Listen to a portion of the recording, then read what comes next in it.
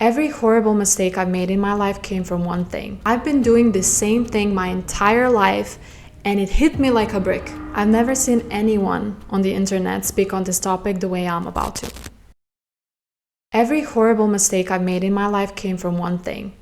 Trusting someone else's voice more than my own. Even when it was something as small as buying a vacuum. And I didn't even realize I was doing it. Every time you tell yourself, I'll start tomorrow, and then you don't. Every time you ignore your intuition. Every time you ask 5 different people what they think before you make a decision, you're teaching yourself these 3 things. My own word doesn't mean much.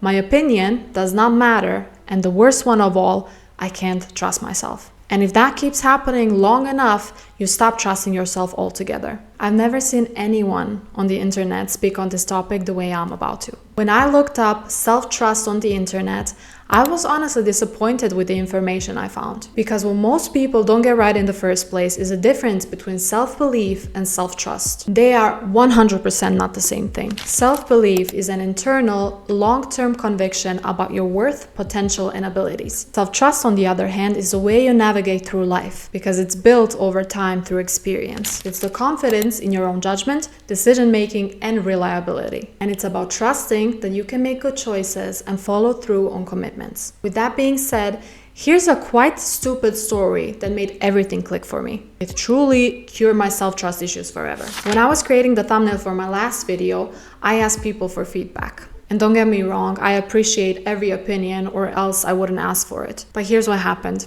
Everyone said something different. One person told me to simplify it. Another person told me to remove the text. Someone else said I should keep it exactly as it is. And I was shocked by how it left me feeling, because I thought asking for an opinion will make things easier for me, when actually it made everything way harder than it was before. And something that used to be fun became extremely stressful and overwhelming. That same night, I went to bed feeling completely down, because I thought to myself, how come all these people see something I don't? How come they are better at it and more creative than me because it's my thumbnail? I fell asleep and woke up in the same bad mood, just full on doubting myself. The whole morning I was overthinking. I couldn't focus at all until I sat down and opened up my journal. I wrote about the whole experience, and I still went a little back and forth with different opinions I've been given. But I decided that it was a little too much for me to take this time, so I put them all aside and asked myself, what do I actually think? That is the thumbnail I uploaded, and it ended up being the right choice. This sounds so funny and dramatic, but suddenly I felt like the weight was lifted off my chest. But why did something so small affect me so much? I realized that it wasn't about the people or the thumbnail at all. I've been doing the same thing my entire life, and it hit me like a brick. I doubted everything. I constantly asked for advice. Gonna expose myself on this one. But I was terrified of making the wrong choice, because if I made the decision, I'd have to take responsibility for it. Funny enough, I played table tennis as a kid, and I absolutely loved it because I was responsible for my own win or loss. I felt safe in that responsibility. But somewhere along the way in my young adult life, I became terrified of making mistakes. I felt anxious when there weren't people around to make decisions for me. Now, after all this happened, I noticed that I feel anxious when I don't trust my own choice. Here's why I'm telling you this.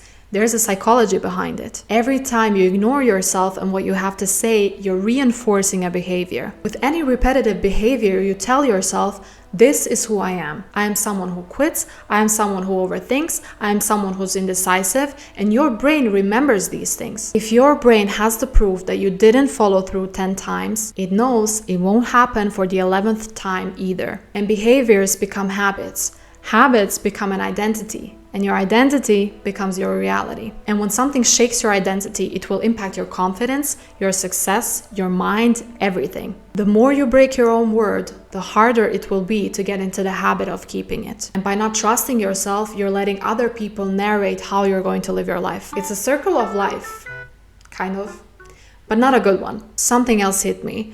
Why do we keep promises to other people but constantly break the ones we make to ourselves? I have always stood up for other people as much as I could, but when it came to myself, I wasn't. Eventually, I became that person because I had to. Remember that you are worth showing up for. And here are some ways you can do so this week. Number 1, keep one promise to yourself. No matter how big or small, the important thing is you're building evidence. Number 2, Stop outsourcing every decision. It is wise to ask for feedback. Advice is very valuable, but it should inform your decisions and not become them. Number 3, treat yourself like you're someone worth trusting and showing up for. Hold yourself to the same standard you hold for people you love. I am 100% sure we all did this. It's universal human experience. But decorate and make that plate of food aesthetically pleasing, not only for others, but also for yourself. If you're treating your friend to a latte at Dunkin', I know for sure you don't mind spending $10 on her drink, but you cheap out on yourself and buy the cheapest thing possible, even though you wanted that extra pump of vanilla that costs $1 extra. You deserve an extra pump of vanilla and a nice plate of food as much as everyone else. Number 4, this is a very hard one you need to practice, but accept responsibility. The moment you stop being afraid of making mistakes, you stop being afraid of making decisions, which means we are back in the self-trust game, baby. Now let's talk about the voice that's making you doubt yourself in the first place. Self-trust isn't something you find, it's something you build. One act of showing up for yourself at a time. So if you're struggling to trust yourself because your mind constantly fills you with fear, doubt, and overthinking, your thoughts might be lying to you. I made an entire video about that just for you. If you want to check it out, I'll link it right here, and I will see you there. Bye.